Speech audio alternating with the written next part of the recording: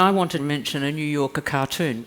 There's little planet Earth looking up at Jupiter, who's looking down with all those moons as a diagnostic torch of an ophthalmologist. And Jupiter's saying to Earth, I'm afraid you've got humans.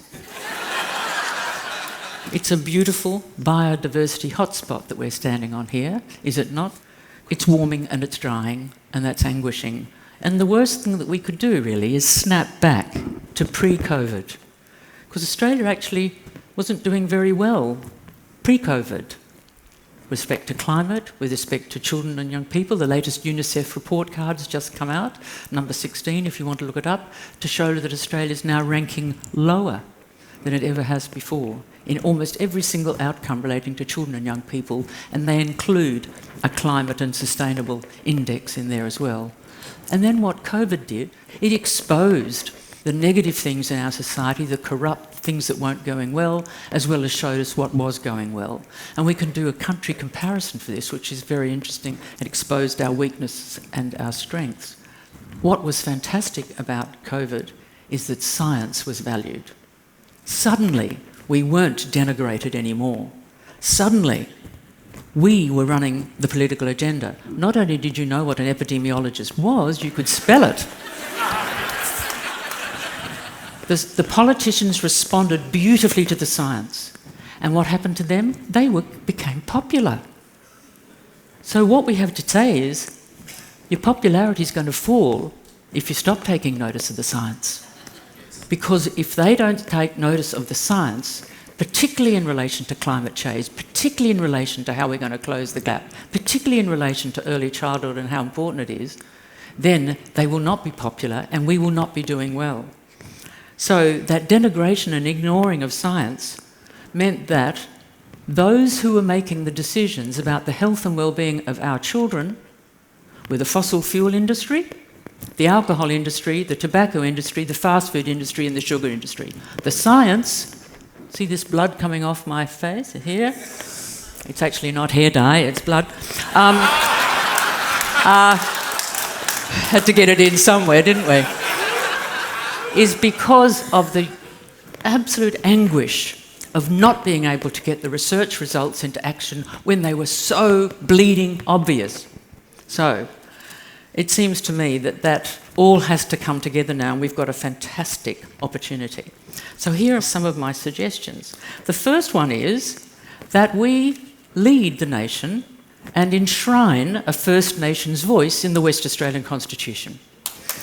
That would be, I looked at the Constitution yesterday, and there is an acknowledgement in 2015 that First Nations people were the first people here and so on, and we want to do reconciliation. Let's actually say that we could actually lead the nation. And there are three parts to the Uluru Statement, of course. There was the voice enshrined in the Constitution, there was the truth-telling, and was the treaty negotiations. And they all have to be state and even population-based, don't they? But why not take a lead on that? Why couldn't we do that? The next thing we could do is set up a Citizens for Climate Change capacity. And I don't know if it could be bipartisan, tripartisan. Have local governments, citizens' juries. I love citizens' juries. And getting the citizens' voice into not just the First Nations voice, but the whole citizens' voice, the youth, the scientists, the unions, the businesses, the universities. There are so many people who might want to be part of this. But to get this as a major voice. And what about the media? It's so important we get the media. They didn't come to this today. That's pretty stunning, isn't it, that they're not here? So we need some media champions as well. And then there could be a plan for Western Australia. Net zero, of course, by 2050, we're doing that. I think we should reduce it to 2040. But how we do that? What should our plan be to get that? And that's, I think, what we have been hearing about today, that in fact there are so many ways we can make that happen. GDP, as you know, is a singular measure, quite flawed, of the financial aspects of our society.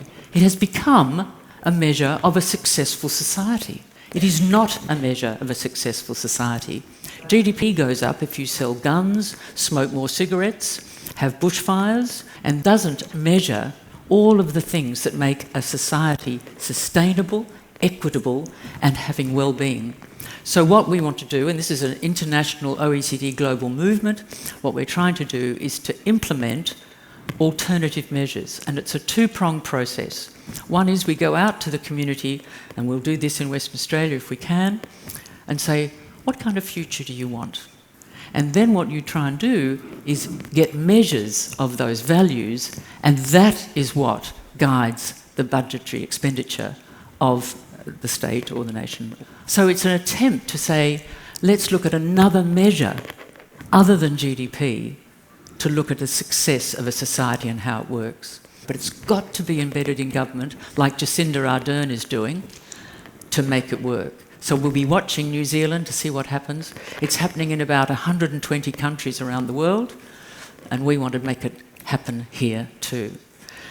I just want to finish by saying what an outstanding group of speakers that we've had today, and how impressed I have been with them and how much I admire them.